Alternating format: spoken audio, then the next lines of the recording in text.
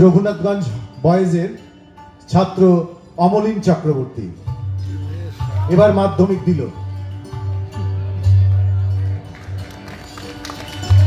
আজকের মেন বিষয় হলো মূল্যবোধ জাগরণে অসহিষ্ণুতা দূরীকরণে ভারতীয় সুনাগরিকদের অবদান। প্রথমত আমরা এখনো সুনাগরিক হতে পারিনি, সে বিষয়ে পরে আসছি আমি। মূল্যবোধ জিনিসটা কি? মূল্যবোধ হলো এমন এক আচরণ যার দ্বারা ব্যক্তি সত্তা নির্ধারিত হয়। মূল্যবোধ হলো এমন একটা আচরণ যা ব্যক্তি মেধাকে নিয়ন্ত্রিত করে।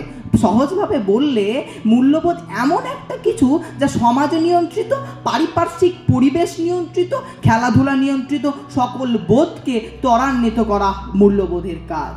প্রসঙ্গত উল্লেখ্য, ধরুন আপনি একটা বিয়ে বাড়িতে গেছেন, সেখানে আপনি হয়তো অতিথি, প্রধান অতিথি, সেখানে আপনার মূল্যবোধ দেবে কে? যে বিয়ে করছে সে, নয়তো বিয়ে পরিবার, সে আপনার মূল্যবোধ দেবে। অর্থাৎ আপনার মূল্যবোধ নির্ধারিত বা তার দ্বারা যার ভ্যালু আছে। অর্থাৎ আমার যদি ভ্যালু থাকে তবে আমি কাউকে মূল্যবোধ দিতে পারবো, আদারওয়াইজ দিতে পারবো না।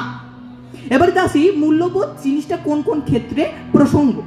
ভালোবাসা, আচ্ছা পার্সন অ্যাজ আ মানুষ আমাদের সকলের উচিত দায়িত্ববোধ পালন করে সকলকে ভালোবাসা। ভালোবাসা মানে ওই ক্লাবে গিয়ে ভালোবাসা নয়, কিন্তু সেই আমরা যেখানে থাকি তার আশেপাশের গরিব দুস্থদের ভালোবাসা, যার ভালোবাসার দরকার তাকে ভালোবাসা, দেশকে ভালোবাসা, স্বজনকে ভালোবাসা, ধার্মিক লোকেদের ভালোবাসা। ধার্মিক লোক মানে আমি হিন্দু ধর্মের মানুষ মানে হিন্দুকে ভালোবাসবো তা নয়, কারণ ভগবান সবচেয়ে ভালো জিনিস বানিয়েছে ইনসান। নিচে দেখা তো সব কিরে বানিয়ে কিরে।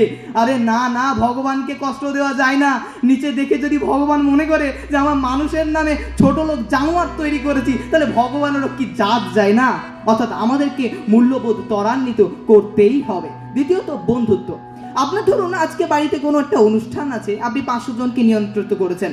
এটা কোনো সন্দেহের অবকাশ রাখে না যে ওই 500 জনই আপনার বাড়িতে আসবে, বরঞ্চ বেশি লোক আসবে, কারণ আপনি সেখানে নিমন্ত্রণ করেছেন। কিন্তু রাতের অন্ধকারে হসপিটালে ভর্তি হলে যেই 5 জন বন্ধু আপনার জন্য আসবে তারাই আপনার প্রকৃত বন্ধু। অর্থাৎ নিজে যদি নিজের বন্ধুত্বপূর্ণ, বন্ধুত্ব সুলভ আচরণ তৈরি করতে পারেন, তাহলে আপনি লোককে মূল্য দিতে পারবেন। আপনার মূল্যবোধ সেটা দ্বারা নিয়ন্ত্রিত হবেই। দ্বিতীয়ত আসি দয়া, মায়া, মমতা। এই 3টে বিষয় খুব সহজ হলেও সকলের মধ্যে থাকে না। আমরা ধরুন একটা রাস্তার ধারে কোথাও মারামারি চলছে, আমরা বড় বীর মানুষ, আমরা সেখানে গিয়ে মারামারি লাগিয়ে দিই, গিয়ে 2টা থাপ্পড় লাগিয়ে দিলাম, ফ্রিতে মারতে পেরেছি, কাউকে ছাড়া যায় নাকি? না, আপনাকে বুঝতে হবে কেন আমাদের দয়া মায়া থাকা উচিত। দয়া সেখানে দেখান যেটা দেখানোর জায়গা, মায়া সেখানে দেখান যেটা দেখানোর জায়গা।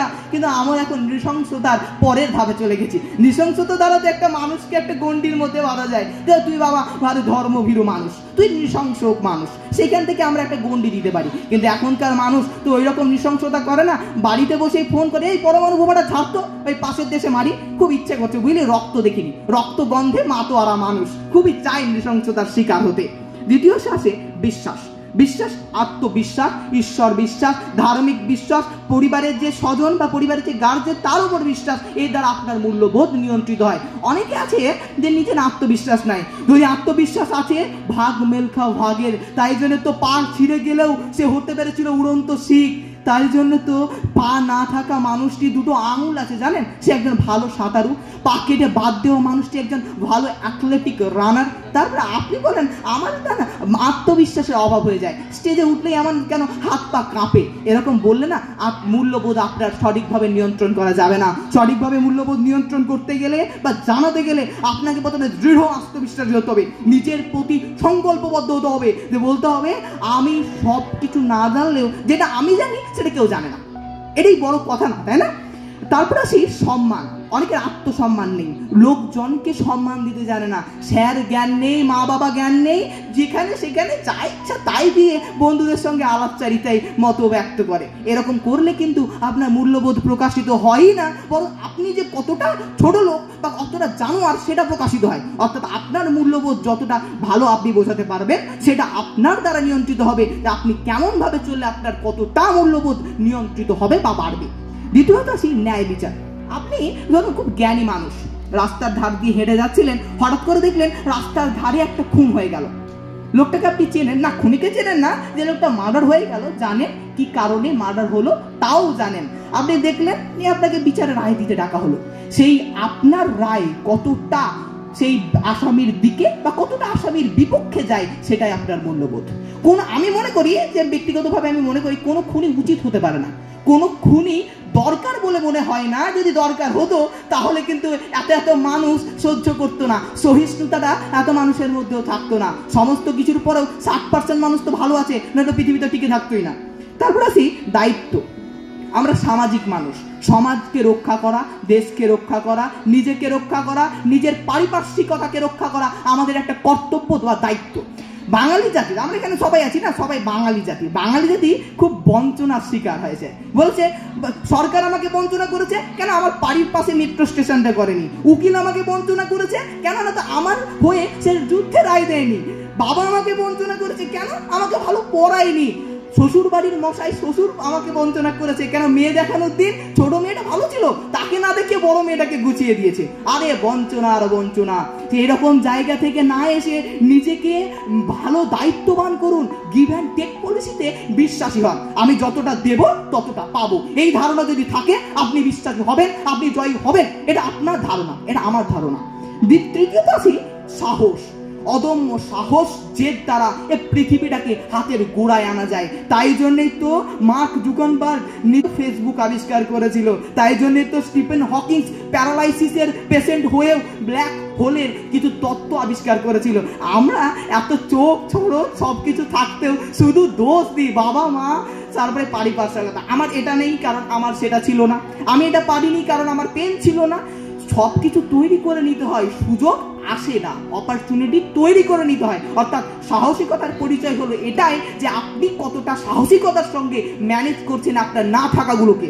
তৃতীয়ত শ্রদ্ধা, বড় মানুষকে শ্রদ্ধা, ছোট ছেলেকে সম্মান করা, এটা আমাদের কর্তব্য। আমরা অনেক সময় বলি রাস্তার ধারে বেরিয়েছি, জানিস আমাকে কেউ সম্মান দেয় না, জানিস আমাকে ওরা ভালোবাসে না, আমাকে কেউ পা ছুঁয়ে প্রণাম করে না। আপনাকে যেটা করে না সেটা আপনি কখনো দেখবেন না, যেটা আপনার হাতে আছে সেটা নির্ধারণ করুন। আমি ভালোবাসতে পারবো, আমি তাকে সম্মান করতে পারবো, আমি তাকে ভালোবাসতে পারবো। কেন? কারণ আমার মধ্যে সেটা আছে। আপনাকে তো কেউ বারণ করেনি সেটা করতে, সে কি করবে দ্যাটস নট এ ম্যাটার। আপনি কি করবেন এটা আপনার দ্বারা নিয়ন্ত্রিত। অর্থাৎ সমালোচনা, পরনিন্দা, পরচর্চা এক্ষুনি বন্ধ করে নিজেকে শোধরানোর চেষ্টা করুন। আমরা আসি অসহিষ্ণুতা।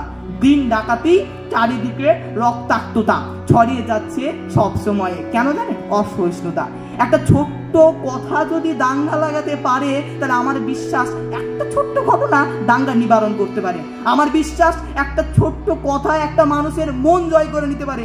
আমার বিশ্বাস একটা ছোট্ট ঘটনা আপনাকে সব থেকে ওই লোকটা শত্রু করে দিতে পারে। অর্থাৎ কথাকে সংযম করুন, বাক্যবাণে কাউকে জর্জরিত করবেন না বস, কারণ আপনার দ্বারা যে বাক্যবাণ নিক্ষেপ হবে সেটা কিন্তু আপনাকে ক্ষমা করবে না। আর বলা কথা আর মারাতির আপনি তো কোনো ফেরাতে পারবে না।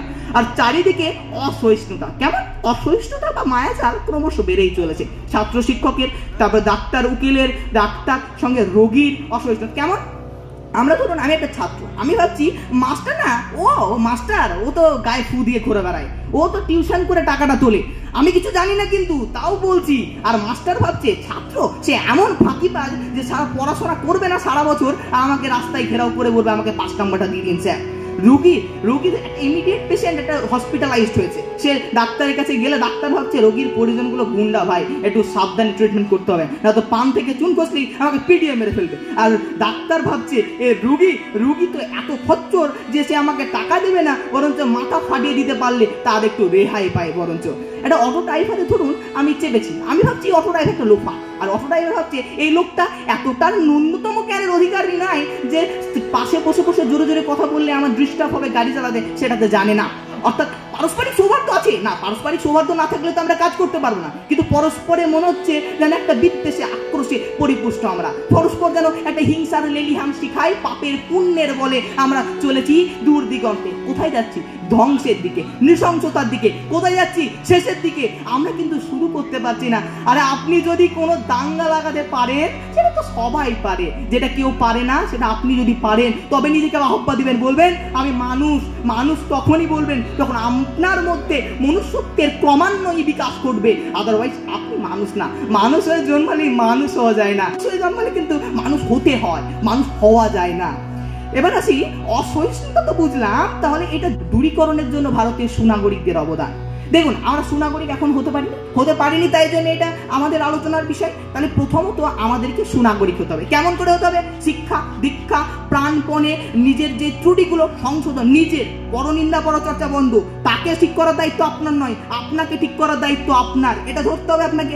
দ্বিতীয়ত শিক্ষার প্রসার ঘটাতে হবে। বাচ্চা ছেলের মধ্যে শিক্ষা, বয়স্ক মানুষের মধ্যে শিক্ষার কি শুধু বইয়ের পাতাতে এই কবিতার গল্পের মধ্যে আবদ্ধ থাকবে নাকি? পারিপার্শ্বিকতার কোনো জ্ঞান নেই? অর্থ নিয়ে শিক্ষা হয় না? রাজনীতি নিয়ে শিক্ষা হয় না? কি মনে করেন আপনারা যে পারিপার্শ্বিক সে বই পড়বো, একটু জ্ঞান পাবো, একটু প্রশ্নোত্তর আলোচনা করবো, ব্যাস আমি খুব ভালো ছেলে, বুঝলি? আমি না অঙ্কতে 100 পাই, তো কি হয়েছে? তৃতীয়ত সাংস্কৃতিক চর্চা করতে হবে। এই যে চর্চাটা, এটা সংস্কৃতিমূলক চর্চা। এখানে জনসচেতনতা বাড়িয়ে এখানে মানুষের সমাগম অধিক পরিমাণে বাড়াতে হবে। তৃতীয়ত জনসচেতনতা বাড়ানোর সঙ্গে সঙ্গে কমিউনিটি মিডিয়ার নিয়ন্ত্রণ আনতে হবে। কমিউনিটি মিডিয়া কি? হিন্দু ধর্মাবলম্বীদের জন্য টোল আছে, মুসলিম ধর্মাবলম্বীদের জন্য আছে মাদ্রাসা। সেখানে যেসব আলোচনা হয় কোনো মতবিরোধী আলোচনা হবে না। সেখানে হবে আলোচনা কিভাবে ভালো হওয়া যায়, কিভাবে মূল্যবোধের জাগরণ করা যায়। মূল্যবোধ সীমিত থাকে না একটা মানুষের মধ্যে, মূল্যবোধে জাগরণ ঘটানো সম্ভব। তাই জন্য তো আমরা মূল্যবোধ নিয়ে আলোচনা করছি, নাহলে তো করতাম না। যে জিনিস অসীম সেই জিনিস নিয়ে আলোচনা করা যায়, যে জিনিস সসীম সেই জিনিস নিয়ে আলোচনা করা। আমার নাম কি? অমলিন চক্রবর্তী। এই জিনিস নিয়ে কোনো আলোচনা হবে না। তোমার নামটা কি করলে ভালো হয় বা কি করলে উজ্জ্বল হবে বা আলোকপাতে আসবে, সেটা কিন্তু আলোচনা হবার বিষয়। চতুর্থত ধর্মভিত্তিক ব্যাখ্যা ভালো করে করতে হবে। কোনো কিছু ব্যাখ্যা করার আগে সাম্প্রদায়িক ব্যাখ্যা না করে ধর্মের আলোকে করুন, ভালো কথা, কিন্তু ধর্মের আলোকে ভালোভাবে ব্যাখ্যা করতে হবে। সেখানে যেন সংকীর্ণতা না প্রকাশ পায়, সেখানে যেন সাম্প্রদায়িকতা প্রকাশ না পায়, শুধু সেখানে থাকবে মানবিকতা। চতুর্থত সোশ্যাল মিডিয়ার সঠিক ব্যবহার করতে হবে বা বেশি পরিমাণে ব্যবহার করতে হবে। কাকে করতে হবে? আপনাকে সোশ্যাল মিডিয়ার বেশি ব্যবহার করতে হবে না। যারা সোশ্যাল মিডিয়া আবিষ্কর্তা বা যারা রক্ষক, তারা এই সোশ্যাল মিডিয়াটার ভালো ব্যবহার করবে। কেন? ধরুন ফেসবুকে একটা খারাপ পোস্ট দিয়েছে, সাম্প্রদায়িকমূলক পোস্ট দিয়েছে, যেটা নিয়ে দাঙ্গা লাগার সম্ভাবনা, সেটা দেখবে কে? মার্ক জুকারবার্গের যেসব টিম আছে তারা দেখবে, আপনি নন। আপনি দেখে হয়তো 4টা কমেন্ট করবেন মাঝে, তাতে কিছু যায় আসে না। তাতে ধর্ম নিয়ে সংকীর্ণতা বেশি প্রকাশ পাবে, সাম্প্রদায়িক দাঙ্গা বেশি লাগবে। পঞ্চমত আসি, সরকারি বেসরকারি সমন্বয় ঘটাতে হবে। সরকার খারাপ নয়, সরকার মানুষের জন্য, আর বেসরকার খারাপ নয়। সেও এই বাড়তি জনসংখ্যার চাপ নিয়ন্ত্রণের চাপে পড়ে বেসরকারি হয়ে গেছে, সরকারি আর থাকতে পারছে না। চতুর্থত সংবাদপত্রকে শূন্য পক্ষপাত নিয়ে সংবাদ পরিবেশন করতে হবে। কেমন? ধরুন আমি যেখানে উপস্থিত আছি সেখানে ধরুন আমি একটা কোনো রাইট লিখবো, কারো পক্ষেও লিখবো না, কারো বিপক্ষেও লিখবো না। যদি সেটা হয় তবে সংবাদপত্র প্রকাশের যোগ্যতা পা, নয়তো আমি মনে করি না বাবা তুই প্রকাশ পাস না, তুই বরং তুই ওই লোকটার কাছে তুই থেকে যা, তুই ভালো কুকুরের মতো ক্ষমতার পাচাটা হয়ে থাকবি, সেটাই আমি মনে করি। ধর্ম থাক রক্তস্রোতে, ধার্মিক হোক মানুষ। ধর্ম থাক রক্তস্রোতে, ধার্মিক হোক মানুষ। যখন ইমিডিয়েট রক্ত নিতে গেলে যেমন রক্তর জাত দেখা হয় না, তেমনি সুস্থ মনে অসুস্থ শয়তান কেন বাসা বাঁধবে বলতে পারেন? নমস্কার, ধন্যবাদ।